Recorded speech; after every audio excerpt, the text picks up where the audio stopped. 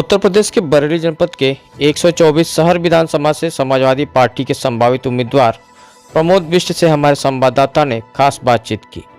बातचीत के दौरान प्रमोद बिष्ट ने कहा कि वो लंबे समय से समाजवादी पार्टी में विभिन्न पदों पर रहकर पार्टी को मजबूत करने का काम करते रहे हैं और कई सालों से 2022 विधानसभा चुनाव की 124 शहर विधानसभा से तैयारी कर रहे हैं। प्रमोद बिष्ट ने कहा कि वो अपने क्षेत्र व शहर के लोगों के साथ सामाजिक कार्यों में हमेशा भागीदार रहते हैं और उनके साथ कदम से कदम मिलाकर चलने का काम करते हैं। और कुछ क्या कहा उन्होंने, आइए सुनते हैं। नमस्कार, आदाब। मैं सैफ शफी स्वागत करता हूं आप सभी का IBN भारत में। आज हम आए हैं 124 शहर विधानसभा में। यहां हमारे साथ मौजूद है समाजवादी पार्टी के कद्दावर नेता और संगठन में काफी लंबे समय से काम कर रहे हैं और इन्होंने 124 शहर विधानसभा से आवेदन किया है, संभावित उम्मीदवार के रूप में है। और इनसे हम जानते हैं इनकी राजनीतिक सफर के बारे में और 124 शहर विधानसभा से जो इन्होंने आवेदन किया है, इनकी किस तरह की शहर विधानसभा में तैयारी है, किस तरह से चुनाव की तैयारी कर रहे हैं, आइए हम जानते हैं। जी प्रमोद बिष्ट जी, बहुत बहुत स्वागत है IBN भारत में। सबसे पहले तो मैंने आपका परिचय हल्का फुल्का दे ही दिया है, आप अपने स्तर से इसको परिचय देना चाहें तो दे सकते हैं। देखिए, मैं पिछले 20 साल से समाजवादी पार्टी में हूँ और लगातार संगठन की राजनीति कर रहा हूँ।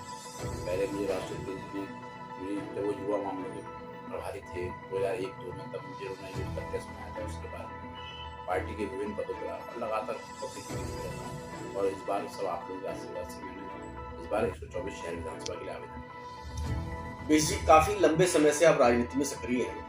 अब तक कितना समय आपको राजनीति में हो गया और किस किस पद पे रहे हैं समाजवादी पार्टी? लगभग मुझे 20 साल हो गए हैं। पहले मैं यूथ जनसभा का महानगर का अध्यक्ष था 2001 में, फिर 2005 में मैं जिले का अध्यक्ष बना, उसके बाद मैं जिले का सचिव बना, फिर मैं महानगर का महासचिव बना 2010 में, फिर 2011-12 में मैं जिले का महासचिव बना, फिर 4 बार लगातार मैं सचिव हुआ, फिर जिले का उपाध्यक्ष बना और इस समय पर उत्तराखंड के 3 जिलों का प्रभार है।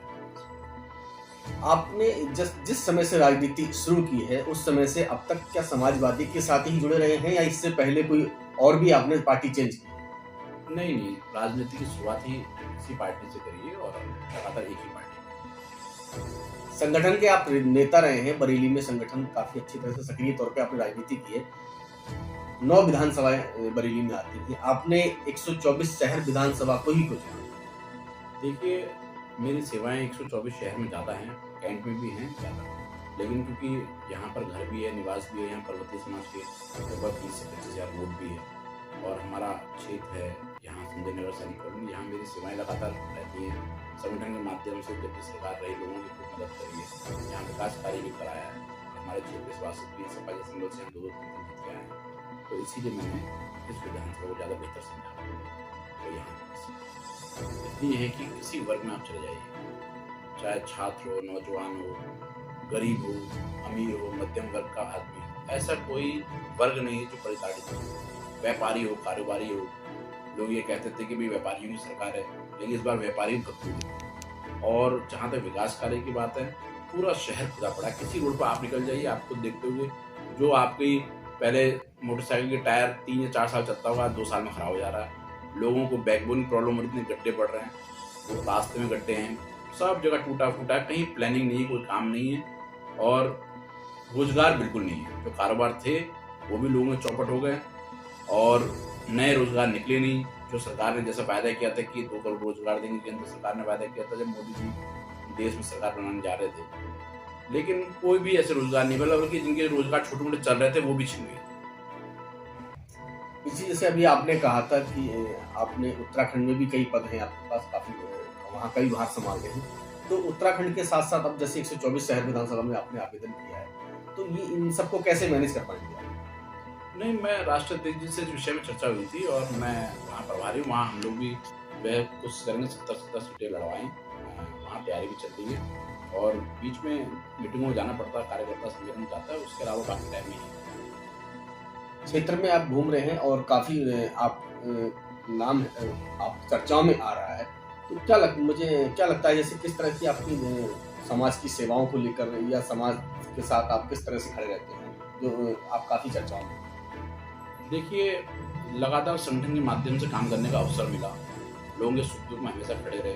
शहर हो चाहे बरेली पूरे जनपद का मामला हो, तो जब आप लोगों के सुख दुख में खड़े होंगे, उनके बुरे समय में काम आएंगे, तो निश्चित तौर पे लोग आपके साथ खड़े होंगे। और जब क्योंकि लोग मुझे शहर में जानते हैं, मैं यहाँ अपने उत्तरायणी जन कल्याण समिति, हमारे पर्वतीय समाज की एक प्रतिष्ठित समिति है, अभी उसका भी चुनाव हुआ और मैं आप लोगों की दुआओं से उसका चुनाव भी जीत करके आया।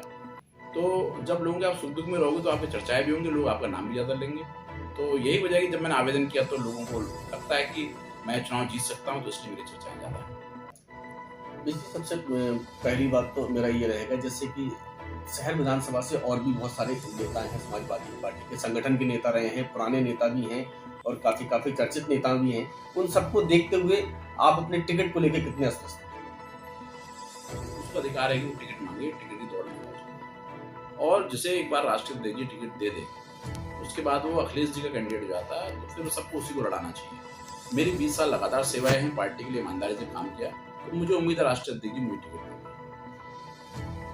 अब बात करते हैं विकास को लेकर। शहर विधानसभा में इससे पहले समाजवादी पार्टी की सरकार रही 2017 से पहले, उस समय से किस तरह का विकास रहा और आज के डेट में आप क्षेत्र में घूम रहे हैं तो किस तरह के विकास देखने को मिल रहा है? देखिए, बरेली की मैं बात करूँ सिर्फ, क्योंकि हम बरेली से चुनाव लड़ रहे हैं तो बरेली के बारे में ज़्यादा चर्चा करें। आप लगा लीजिए, पहले शहर दो भागों में बटा, एक जाला हिस्सा हो गया, दूसरा सिविल लाइन्स वाला हिस्सा हो गया। ये हम ही लोगों की पार्टी के नेताओं की सोच थी और अखिलेश जी की सोच थी, और हमारे उसमें मेयर डॉक्टर आईएस तोमर से पार्टी के मेयर थे, कि हम सब लोगों की सोच थी। हम लोगों ने उसका प्रपोजल, उससे मुख्यमंत्री थे, हमने उनको भेजा, उन्होंने तुरंत स्वीकृत करा, और ये बरेली की लाइफ लाइन के रूप में साबित हुआ है। श्यामदन आप देख लीजिए, रिकॉर्ड 11 महीने में बनके तैयार हुआ। सबसे बड़ी बात, जब पुल को बनाया गया तो किसी का घर नहीं उजाड़ा गया, तो ये एक बड़ी उपलब्धि है। उसके अलावा आप ये देख लीजिए, सॉफ्टवेयर रोड है, आप भी गए होंगे वहाँ कई बार, तो वो सॉफ्टवेयर रोड में बहुत बड़े बड़े गड्ढे थे, गाड़ियों का आगमन बंद हो गया था। अखिलेश जी लैपटॉप बांटने के लिए उस समय आए थे एज ए मुख्यमंत्री, तो यहाँ के नेताओं ने, हम सब लोगों ने मिलकर के बात रखी थी कि उस रोड की बहुत जरूरत है, तो उन्होंने तुरंत जहाँ से जाती रोड सैंक्शन करवाई और रोड बनी। उसके अलावा मेन बाईपास, पिछले 10 साल से प्रोजेक्ट लंबित था, अखिलेश जी कार्यकाल में पूरा हुआ। उद्देश्य फाटक वाला पुल, वहाँ भी लोगों को बड़ी समस्या रहती थी, वो उन्हीं कार्यकाल में उसका शिलान्यास भी हुआ, उसके बाद में जनता को लोकार्पण भी उस कार्यकाल में हुआ।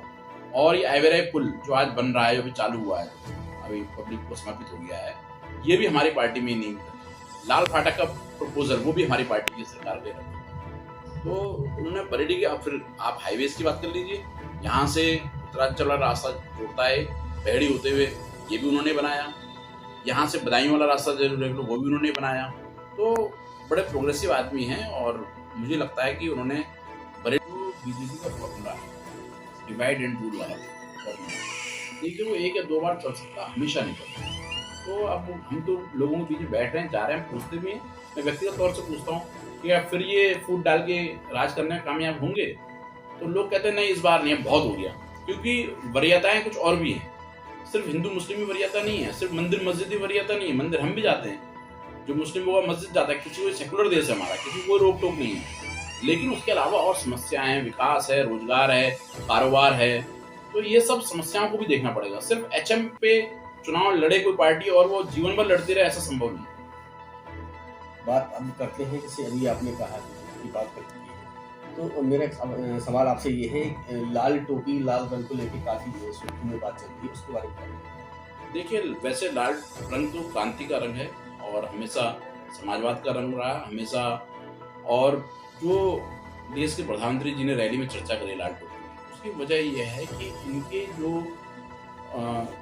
जो प्रताड़ित लोग कर रहे हैं, या इनसे जो मुकाबला कर रहा है पूरे प्रदेश में, सिर्फ अखिलेश यादव जी कर रहे हैं, समाजवादी पार्टी वाले कर रहे हैं, लाल टोपी वाले कर रहे हैं। इसीलिए इनको लाल टोपी दिखाई दे रही है, इसीलिए इन्होंने बसपा के हाथी का जिक्र नहीं करा, इसीलिए इन्होंने कांग्रेस के पंजा का जिक्र नहीं करा। जहां भी जाते हैं इनको लाल टोपी, इनके नींद में भी, सपने में भी मैं कह रहा हूँ लाल टोपी ही आती है।